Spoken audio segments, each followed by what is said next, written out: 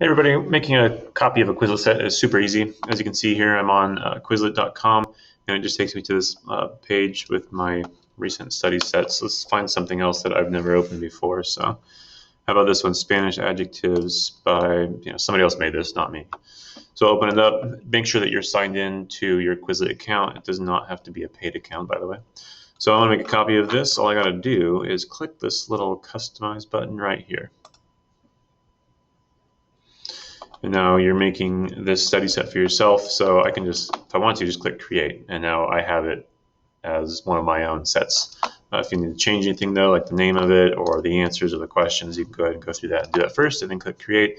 And you can always go back again and edit it if you need to. I'll show you how to do it too. So I'm gonna click create. And then, so this is now my Quizlet set that I can share with my friends if I want to.